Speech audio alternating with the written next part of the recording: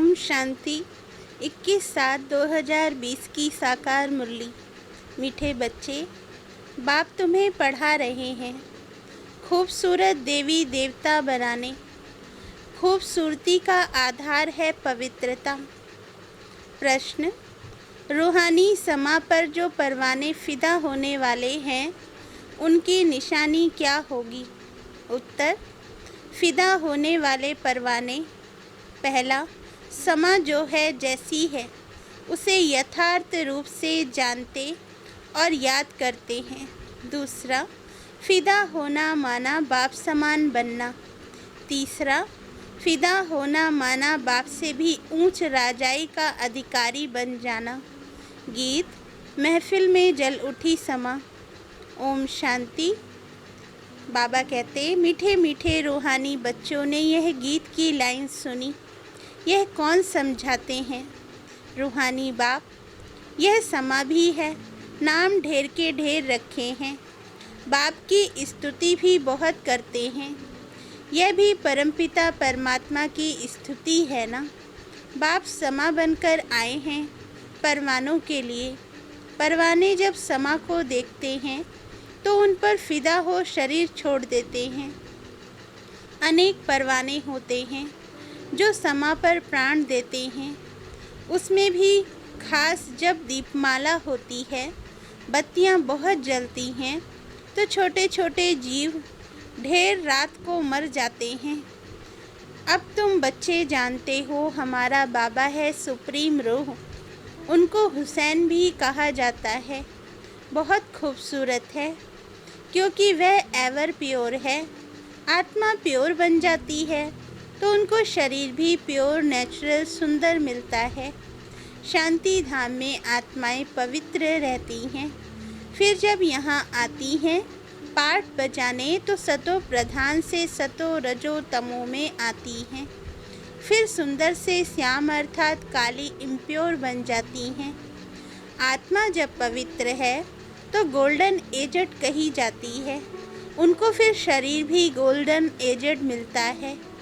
दुनिया भी पुरानी और नई होती है। वही हसीन परमपिता परमात्मा जिसको भक्ति मार्ग में बुलाते हैं, हे शिव बाबा, वह निराकार परमपिता परमात्मा आया हुआ है आत्माओं को इम्प्योर से प्योर हसीन बनाने। ऐसे नहीं, आजकल जो बहुत खूबसूरत हैं उनकी आत्मा पवित्र है। नहीं, भल शरीर खूबसूरत है फिर भी आत्मा तो पतित है ना। विलायत में कितने खूबसूरत बनते हैं जानते हो? यह लक्ष्मी नारायण है, सतयुगी खूबसूरत, और यहाँ है हेल के खूबसूरत। मनुष्य इन बातों को नहीं जानते। बाबा कहते, बच्चों को ही समझाया जाता है। यह है नर्क की खूबसूरती। हम अभी स्वर्ग के लिए नेचुरल सुंदर बन रहे हैं। 21 जन्म के लिए ऐसे सुंदर बनेंगे। यहाँ की खूबसूरती तो एक जन्म के लिए है। यहाँ बाबा आया हुआ है। सारी दुनिया के मनुष्य मात्र तो क्या दुनिया को भी खूबसूरत बनाते हैं। सतयुग नई दुनिया में ही थे ही खूबसूरत देवी देवताएं। वह बनने के लिए अभी तुम पढ़ते हो। बाप को समा भी कहते हैं परंतु है परमात्मा। जैसे तुमको आत्मा कहते हैं वैसे उनको परमात्मा कहते हैं। बाबा कहते, तुम बच्चे बाप की महिमा गाते हो। बाप फिर बच्चों की महिमा करते हैं। तुमको ऐसा बनाता हूँ जो मेरे से भी तुम्हारा मर्तबा ऊंच है। मैं जो हूँ, जैसा हूँ, जैसे मैं पाठ बजाता हूँ, ये और कोई नहीं जानते। अभी तुम बच्चे जानते हो कैसे हम आत्माएं पाठ बजाने के लिए परम धाम से आती हैं। हम शूद्र कुल में थी, फिर अब ब्राह्मण कुल में आई हैं। यह भी तुम्हारा वर्ण है और कोई धर्म वालों के लिए यह वर्ण नहीं है। उन्हों के वर्ण नहीं होते, उनका तो एक ही वर्ण है। क्रिश्चियन ही चले आते हैं। हाँ, उनमें भी सभी सतो रजो तमो में आते हैं, बाकी ये वर्ण तुम्हारे लिए हैं। सृष्टि भी सतो रजो तमो में आती है। ये सृष्टि चक्र बेहद का बाप बैठ समझाते हैं। जो बाप ज्ञान का सागर, पवित्रता का सागर है, खुद कहते हैं मैं पुनर्जन्म नहीं लेता हूँ। भल शिव जयंती भी मनाते हैं, परंतु मनुष्यों को यह पता नहीं है कि कब आते हैं। उनकी जीवन कहानी को भी नहीं जानते।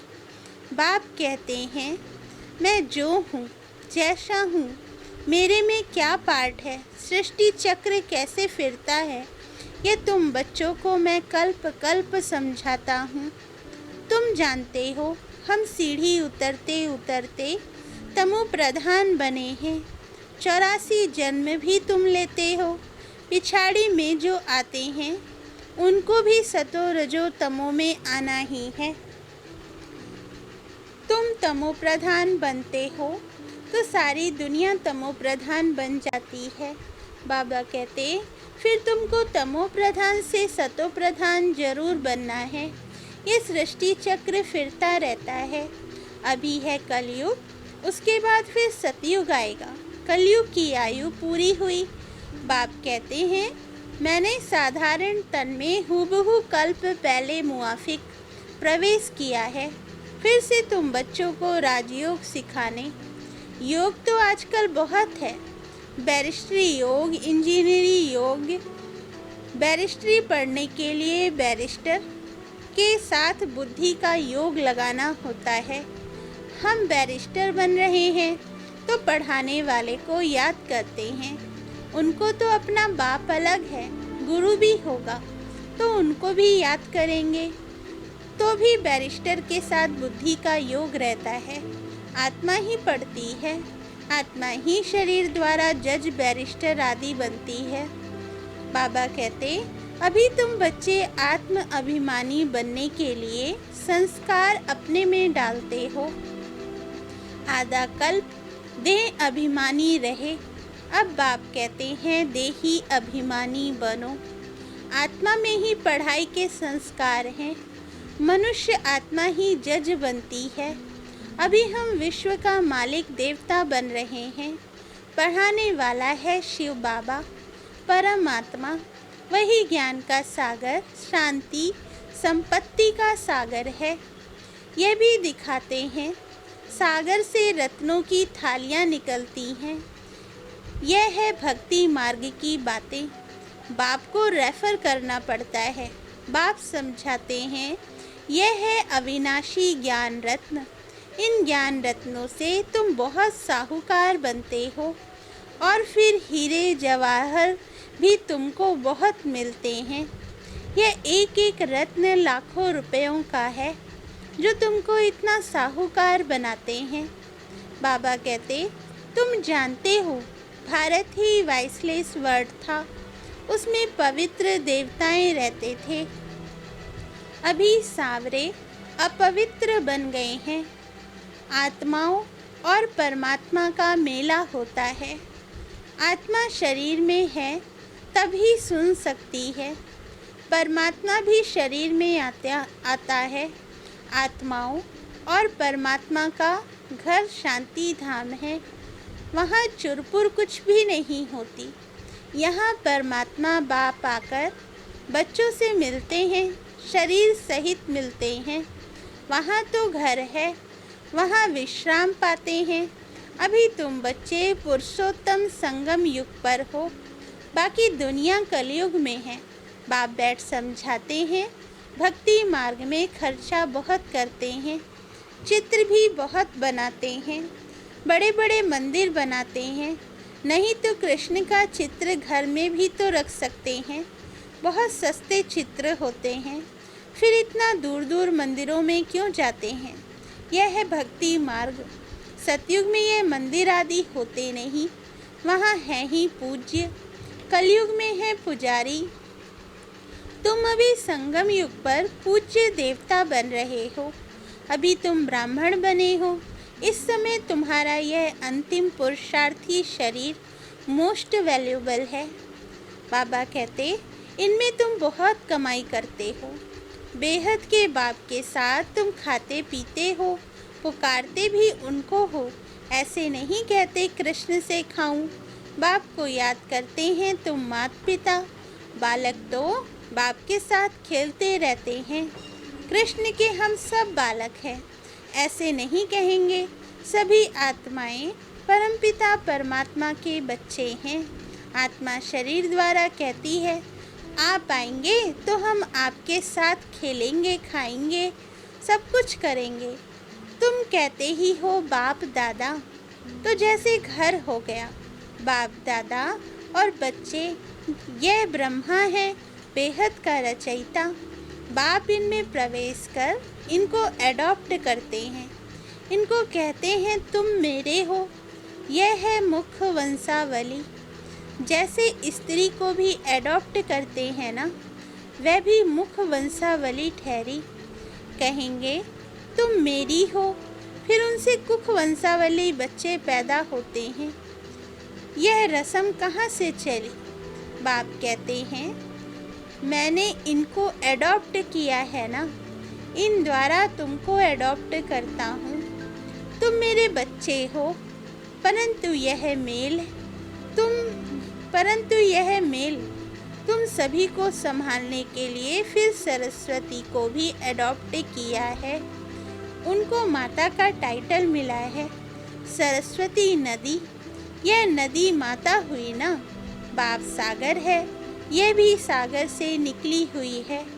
ब्रह्मपुत्रा नदी और सागर का बहुत बड़ा मेला लगता है। ऐसा मेला और कहाँ लगता नहीं। वह है नदियों का मेला। यह है आत्माओं और परमात्मा का मेला। वह भी जब शरीर में आते हैं तब मेला लगता है।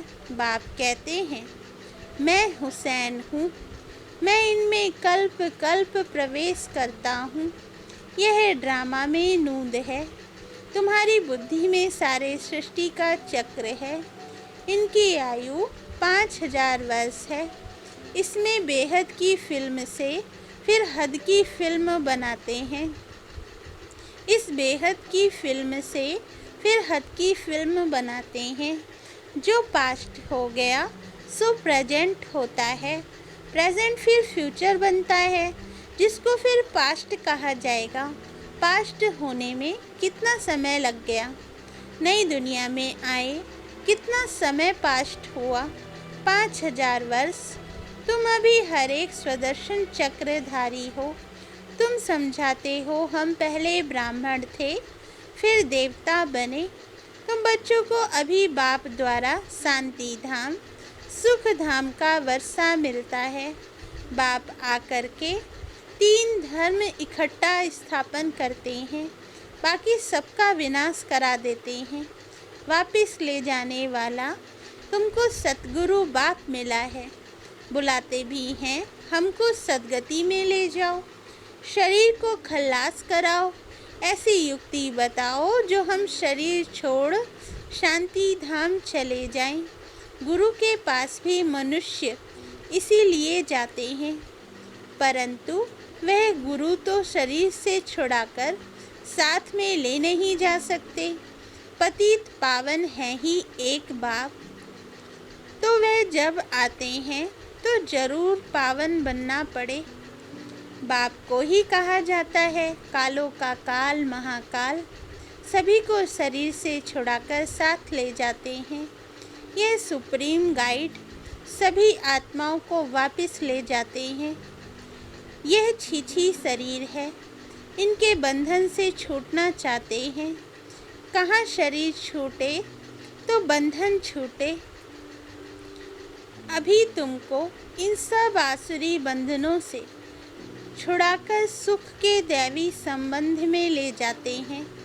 तुम जानते हो हम सुख धाम में आएंगे वाया शांति धाम, फिर दुख धाम में कैसे आते हो यह भी तुम जानते हो। बाबा आते ही हैं श्याम से सुंदर बनाने।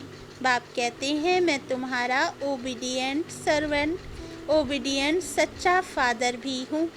फादर हमेशा ओबीडिएंट होता है, सेवा बहुत करते हैं, खर्चा कर पढ़ाकर फिर सब धन दौलत बच्चों को देकर खुद जाए साधुओं का संग करते हैं, अपने से भी बच्चों को ऊंच बनाते हैं।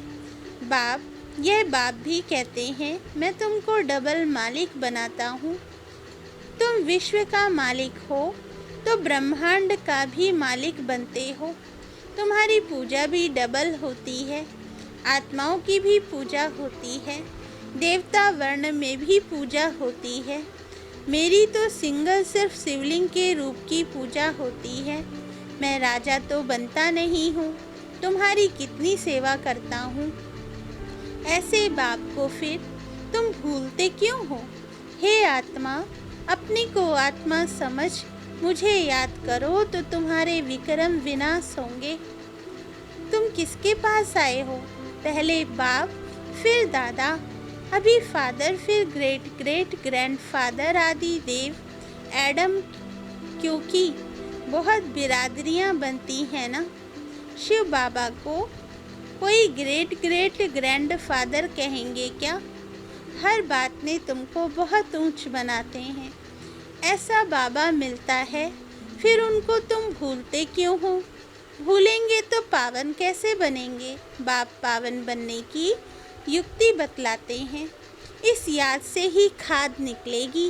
बाप कहते हैं, मीठे मीठे लाडले बच्चे, देह अभिमान छोड़ आत्म अभिमानी बनना है, पवित्र भी बनना है। काम महाशत्रु है, यह एक जन्म मेरे खातिर पवित्र बनो। लौकिक बाप भी कहते हैं ना, कोई गंदा काम नहीं करो, मेरी दाढ़ी की लाज रखो। पारलौकिक बाप भी कहते हैं, मैं पावन बनाने आया हूँ, अब काला मुंह मत करो, नहीं तो इज्जत गवाएंगे। सभी ब्राह्मणों की और बाप की भी इज्जत गवा देंगे। लिखते हैं, बाबा हम गिर गया, काला मुंह कर दिया। बाबा कहते हैं, मैं तुमको हसीन सुंदर बनाने आया हूँ, तुम फिर काला मुंह करते हो। तुम्हें तो सदा हसीन बनने का पुरुषार्थ करना है। अच्छा, मीठे मीठे सिकील दे बच्चों प्रति माता पिता बाप दादा का याद प्यार और गुड मॉर्निंग। रूहानी बाप की रूहानी बच्चों को नमस्ते। धारणा के लिए मुख्य सार, फर्स्ट पॉइंट, यह अंतिम पुरुषार्थी शरीर बहुत वैल्यूबल है, इसमें बहुत कमाई करनी है। बेहद के बाप के साथ खाते पीते सर्व संबंधों की अनुभूति करनी है। सेकंड पॉइंट, कोई भी ऐसा कर्म नहीं करना है जिससे ब्राह्मण परिवार की व बाप की इज्जत जाए। आत्म अभिमानी बन पूरा पवित्र बनना है।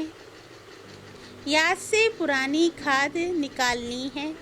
वरदान, कलयुगी दुनिया के दुख अशांति का नज़ारा देखते हुए सदा साक्षी व बेहद के वैरागी भव। वरदान का सार, इस कलयुगी दुनिया में कुछ भी होता है, लेकिन आपकी सदा चढ़ती कला है। दुनिया के लिए हाहाकार है और आपके लिए जय जयकार है। आप किसी भी परिस्थिति से घबराते नहीं, क्योंकि आप पहले से ही तैयार हो। साक्षी होकर हर प्रकार का खेल देख रहे हो। कोई रोता है, चिल्लाता है, साक्षी होकर देखने में मज़ा आता है। जो कलयुगी दुनिया के दुख अशांति का नज़ारा साक्षी होकर देखते हैं, वे सहज ही बेहद के वैरागी बन जाते हैं। स्लोगन, कैसी भी धरनी तैयार करनी है तो वाणी के साथ व्रति से सेवा करो। अच्छा, ओम शांति।